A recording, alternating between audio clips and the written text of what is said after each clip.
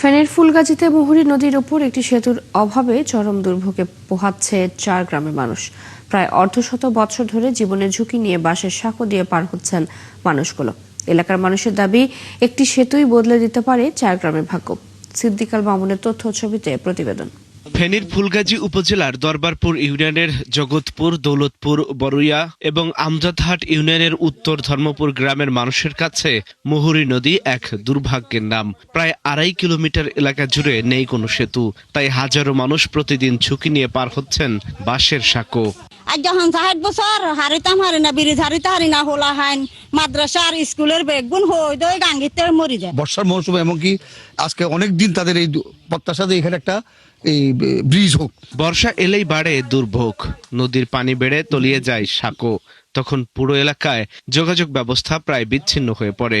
সবচেয়ে বেশি ভোগান্তিতে পড়েন কৃষক ও শিক্ষার্থীরা। পানি বাড়ি গেলে আমরা স্কুলে আসতে পারি না, এখান দিয়ে ব্রিজ হলে ভালো হতো, আমরা স্কুলে আসা যাওয়া করতে পারতাম। মাদ্রাসার আর স্কুলের ছাত্র লই আমাদের কৃষকের জমিও করলই, মানে যে পরিস্থিতি আছে, মানে এই পরিস্থিতি আনা অতিরিক্ত কষ্ট হইতেছে।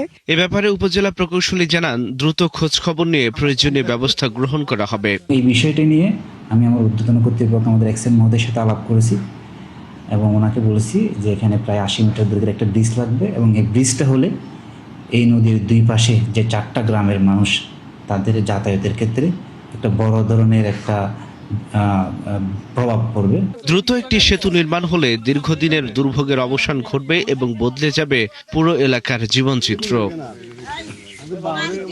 আল ইমরান, 71। ফেনীর ফুলগাজীর মুহুরী নদীতে সেতু না থাকায় গ্রামবাসীর ভোগান্তি এবং সেতুর দাবি নিয়ে আরো বিস্তারিত জানাতে যুক্ত হচ্ছেন সহকর্মী নুরুজ্জামান সুমন। সুমন, মুহুরী নদীতে এতদিনেও কেন সেতু নির্মাণ হয়নি? প্রশাসন এই ব্যাপারে কি বলছে? তারা কি সেতু নির্মাণে কোনো উদ্যোগ নিচ্ছে কিনা, সব মিলিয়ে জানাবেন। চৈতি, শুভ সকাল। যে আপনি বলেছেন যে রিপোর্টে যে 50 বছর ধরে এই এলাকার মানুষ অপেক্ষা করছেন যে এখানে একটি ব্রিজের জন্য। আমি এই মুহূর্তে ওই সাঁকোর স্থলে রয়েছি। এখানকার মানুষের সঙ্গে কথা বলে যেটা আমরা জানতে পেরেছি যে এখানকার 4টি গ্রামের অন্তত প্রায় 50,000 মানুষ এই সাঁকো দিয়ে চলাচল করে থাকে। তবে এই যে গত যে 50টি বছর তাদের যে দাবি ছিল যে এখানে একটি ব্রিজ নির্মাণের, সেটি কিন্তু পূরণ হয়নি। তবে এবারের দাবিটা কিন্তু জোরদার হচ্ছে, কারণ বর্তমান যিনি প্রধানমন্ত্রী তারেক রহমান, তার নানার বাড়ি হচ্ছে এই ফুলগাজী উপজেলায়, অর্থাৎ বেগম খালেদা জিয়ার বাবার বাড়ি এই ফুলগাজী উপজেলার এই জায়গায় একটি ব্রিজ এত বছর হয়নি। কিন্তু এবার তারা দাবি জানাচ্ছেন এলাকার লোকজন যে তাদের এই দুর্ভোগ দুর্গতি যেন দূর হয়। এখানকার মানুষের সঙ্গে কথা বলে যেটি আমরা জানতে পেরেছি যে এই দুই পাশে যেসব শিক্ষা প্রতিষ্ঠান রয়েছে, কোমলমতি শিক্ষার্থীরা তারা এই ঝুঁকি নিয়ে তারা এই সাঁকো পার হয় এবং যারা বয়স্ক মানুষ, বিশেষ করে প্রসূতি মা যারা থাকেন, তাদেরকে হাসপাতালে আনা নেওয়া এই সাঁকো দিয়ে তাদের অত্যন্ত ঝুঁকি নিয়ে পার হতে হয়।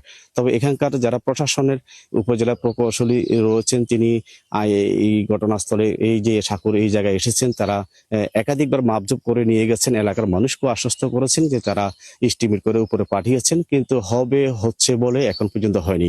তবে এখানকার স্থানীয় যিনি সংসদ সদস্য মুন্সি রফিকুল আলম মজনু, তিনি নির্বাচনের আগে এই এলাকায় এসেছেন, গণসংযোগ করেছেন এবং মানুষকে তিনি প্রতিশ্রুতি দিয়েছেন। এখানকার মানুষের দাবি যে তিনি বলেছেন যে বিএনপি সরকার যদি ক্ষমতায় আসে তাহলে তারা এই জায়গায় একটি ব্রিজ তারা নির্মাণ করবেন। যদি এই ব্রিজ যদি নির্মাণ হয় তাহলে দুই পাশে মানুষের যে জমি রয়েছে, বিশেষ করে কৃষির উপর যে একটা ভালো একটি প্রভাব পড়বে, আর যোগাযোগ ব্যবস্থা তাদের আরো উন্নত হবে। তবে এখানকার মানুষের সবচেয়ে প্রধান দাবি যে ফুলগাজীর এই জায়গায় যেন এই সরকারের আমলে যেন একটি ব্রিজ হয় এবং ব্রিজ হলে যে মানুষের যে ভোগান্তি সেটি দূর হবে, এমনটি প্রত্যাশা। এ ছিল আমার কাছে সবশেষ। সুমন, আপনাকে ধন্যবাদ। আমাদের সাথে ফেনী থেকে যুক্ত ছিলেন সহকর্মী নুরুজ্জামান।